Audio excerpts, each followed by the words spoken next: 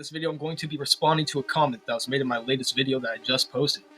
This Muslim says some things I know he'll never join a VC to actually have a discussion about the things he said. So I'm going to have to make a whole video to refute everything that he's saying, right? So let's just read the comments out loud. Hey man, how are you? First of all, be a little bit respectful when you're reading the Quran. I mean, come on. We respect Christianity, no hate. Second thing, let me clarify the verse for you and be open-minded a little bit to what I'm going to say.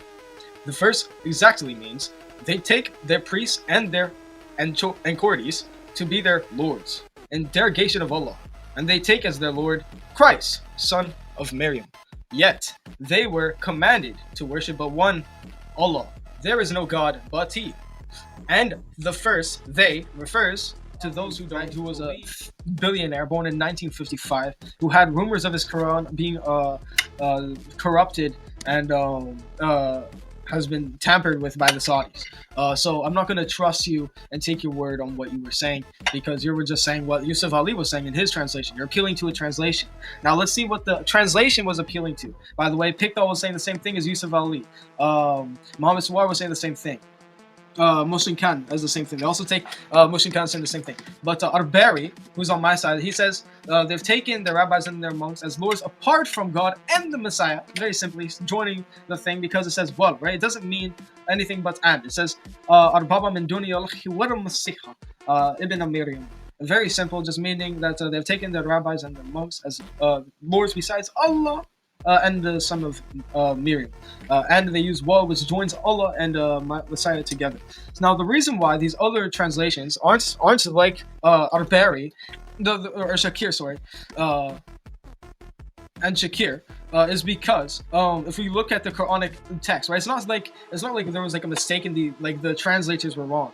It's a mix up with the history of Arabic language itself in the text. So the original text really does say they've taken the rabbis and their monks as lords besides Allah and the Messiah. Now the tashkil, which was added later, joins the Messiah with the rabbis and the monks, but this was never there in the first place. This scribbly shit you see up here was never there. This was added later. Without it, some words can become ambiguous. This is why the tashkil was needed and it was added in later. However, the tashkil was never there, and in the skeleton text there would be no joining together of the Messiah and the monks and the rabbis. It would strictly mean they've taken the rabbis and their monks as lords besides Allah and the Messiah, son of Maryam. They've taken the rabbis and the monks. Very simple. It says they've taken the joining together is Allah and the Messiah with the wall, right? What you will see here is a simple thing that this guy is appealing to translations, which is a Yusuf Ali, and he is appealing with same thing with Pickthall. They're appealing to tashkil. The tashkil was never there, and the original text Arbari and Shakir. Arbari is really good for this because he's trying to capture the very original.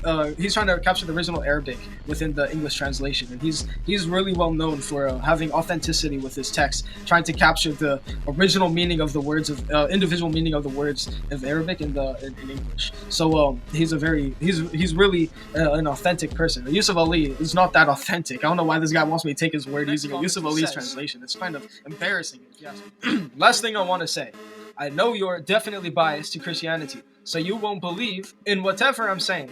Well, like, come on, just do some simple translations, and you will know the meaning, even if you ask Google, bro, he will answer you. So, born in 1955 was Yusuf Ali.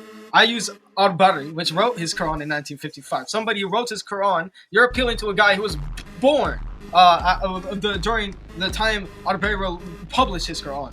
Right? If you notated, is a translation of the Quran, the Islamic religious text by Arthur John Arbari. This translation is from the original Arabic to English, first published in 1955. It is one of the most prominent written by a non-Muslim scholar. So this is one of the most prominent Quranic texts that you have. This guy was born way before your guy. His Quran was published when your guy was coming out of his mother's womb. And you're appealing to Yusuf Ali. I'm not going to use his stupid fucking Quran because it's not simple. Arbari's Quran, he appeals to the original Arabic, translated word for word, not using his own fucking opinion because you're not supposed to do that. It is common knowledge that the Quran should only be in Arabic. What you're telling me is ignore the Arabic, ignore what Allah revealed, go to Yusuf Ali and read what he revealed. He is appealing to Tashakil, which was never there. I can show you right now. So what you're appealing to is a guy who was his Quran has rumors that it's been corrupted. For one, for two, the guy was born in 1955. Arberi, the guy who I'm appealing to, who's known for capturing the original Arabic meaning in his text and in his work and in his Quran translation, and is a really renowned a translator of Islam.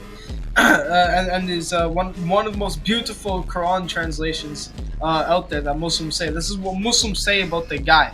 And this guy wrote his Quran in 1955 when your guy came out of the fucking womb.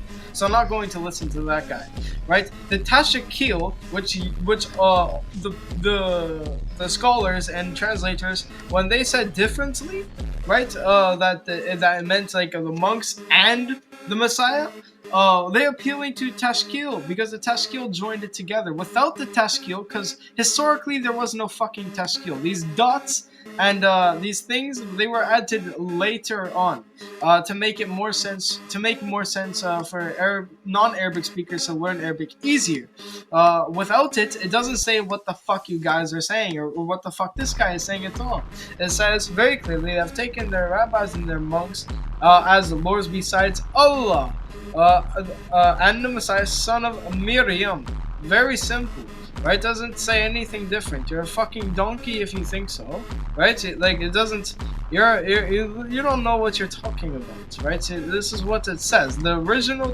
Without the original Arabic, without the Tashkil, is what I'm appealing to, and I'm using Al-Bari's Quran to prove that it says this, because he's trying to capture the original Arabic meaning of these words, and he says that nothing what the fuck these guys are saying. These guys are donkeys, and they're appealing to shit that makes shit that came in like later. It's so simple, and one of the most silliest arguments that Christians use.